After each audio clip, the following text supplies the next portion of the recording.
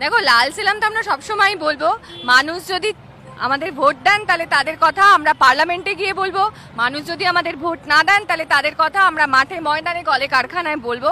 তবে আমি একটা কথা বলতে পারি, অনেক ধরনের নেশা থাকে, মদের নেশা, জুয়ার নেশা, মহুয়া খাওয়ার নেশা, তাড়িয়া খাবার নেশা, কিন্তু একটা নেশা যদি একবার মানুষের মনে ঢুকে যায় সেই নেশা থেকে কিন্তু মানুষকে সরানো যায় না, সেটা হলো লড়াই করার নেশা।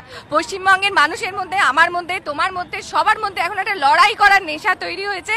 এই নেশা আমাদের চোর তাড়ানোর নেশা, দাঙ্গাবাজ তাড়ানোর নেশা, স্বচ্ছ প্রশাসনের নেশা, স্বচ্ছ রাজনীতির নেশা, দুর্নীতিমুক্ত জীবনের নেশা, এবং সবচেয়ে বড় কথা নিজের মেরুদণ্ড সোজা করে বেঁচে থাকার নেশা। এই নেশা থেকে কিন্তু আমাকে, তোমাকে এবং পশ্চিমবঙ্গের সমস্ত মানুষকে সরানো যাবে না। তোমার সহ অভিনেতা অভিনেত্রীরা অনেকেই তৃণমূল কংগ্রেসের হয়ে প্রতিদ্বন্দ্বিতা করেছেন বা করছেন, তো তাদের অনেকের বিরুদ্ধে অভিযোগ যে তাদের সংসদ এলাকায় দেখা যায় না, তারা অ্যাক্টিভ নন, তাদেরকে কি বলবে? এটা তো আমি সবসময় বলছি যে রাজনীতি কিন্তু ভুই ভোটের জায়গা নয়। যে দল প্রার্থী করছে তাদের, মানে তারা কি তাদের নিজেদের নেতাদের যে অন্ধকার দিক সেটা যাতে মানুষ রিজেক্ট না করে, ওই জন্য ফ্রেশ ফেস আনার জন্য তারকাদের ব্যবহার করছেন, যারা দীর্ঘদিন ধরে এলাকায় থেকে কাজ করেন বা মানুষের মধ্যে কাজ করেন, যেমন আমরা করি, কমিউনিটি কিচেনে কাজ করেছি, রাস্তাঘাটে আপনারা আমাদের দেখতে পাবেন।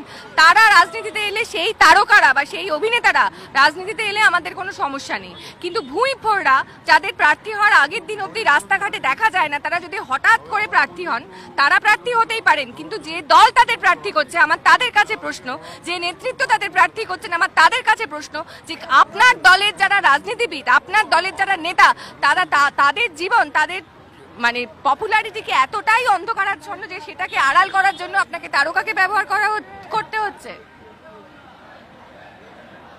এই প্রশ্নের উত্তর আমি সেই সমস্ত দলনেতা এবং দলনেত্রীদের করব যারা তারকাদের পপুলারিটি ব্যবহার করছেন নিজেদের কিছু অন্ধকারকে ঢাকতে।